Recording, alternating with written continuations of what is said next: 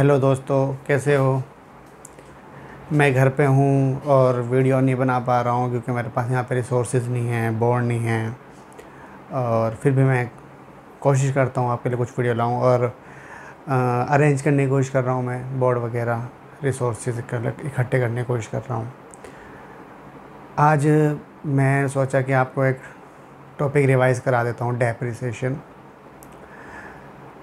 Depreciation आप basic से पढ़ते आ रहे हो, 11th क्लास से आप डेप्रिसिएशन पढ़ रहे हो। डेप्रिसिएशन क्या होता है, पहले इसके बारे में थोड़ा सा और रिवीजन कर लेते हैं। पता आप सबको है, फिर भी मैं बता देता हूँ।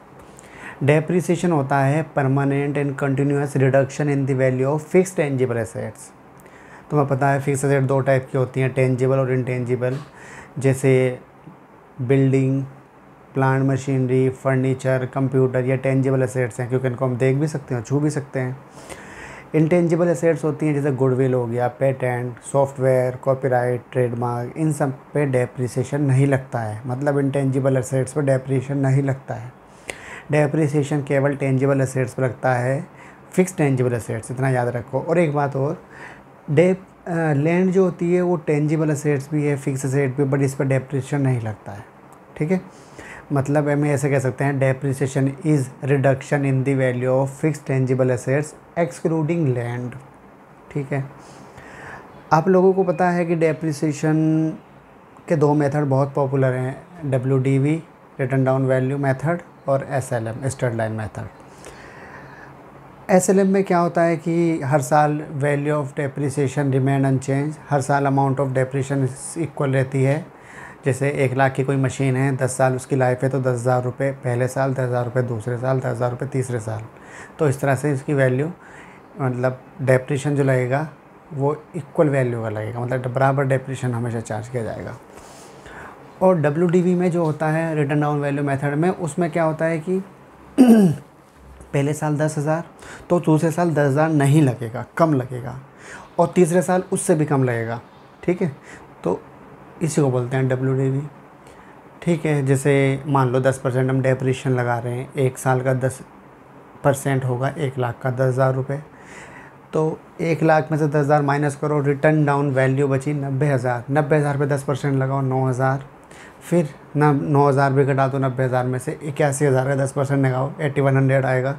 तो इसको बोलते हैं WDVM, या डिमिनिशिंग बैलेंस मेथड भी इसी को बोला जाता है। एक बात और, एक टॉपिक होता है चेंजिंग मेथड, SLM से WDV में आना और WDV से SLM में आना, इसे बोलते हैं चेंजिंग मेथड। एक्चुअली अगर एक फर्म SLM यूज़ करती आ रही है स्टार्टिंग से और वो WDV में आना चाहती है, चेंज करके WDV written down value method use करना चाहती है अब, या वाइस वर्सा, पहले से WDVM मेथड यूज़, और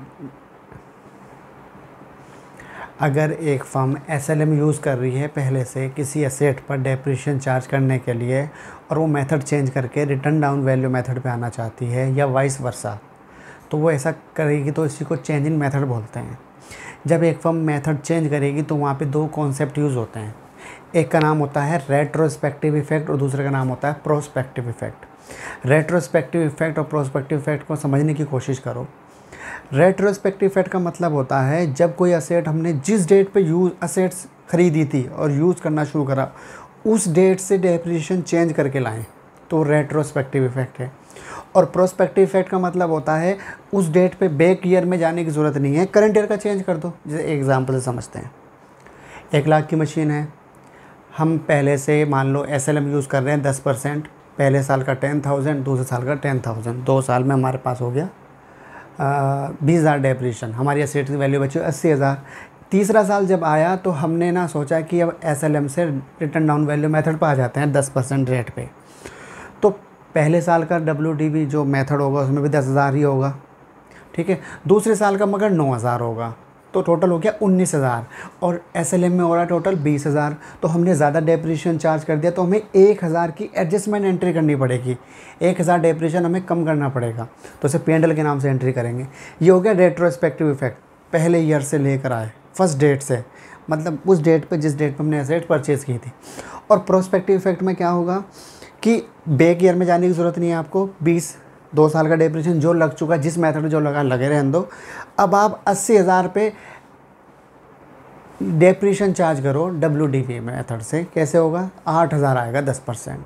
तो बैक ईयर में जाओगे तो रेट्रोस्पेक्टिव इफेक्ट, और अगर बैक ईयर में नहीं जाना, आपको यहीं चेंज कर देना है इसी ईयर के अकॉर्डिंगली, तो वो हो जाएगा प्रोस्पेक्टिव इफेक्ट। ठीक है। अच्छा, मैं और कुछ वीडियो बनाने की कोशिश कर रहा हूँ, और आप लोगों से मैं सजेशन मांग रहा हूँ, कोई टॉपिक मुझे बताओ जिस पर मैं और वीडियो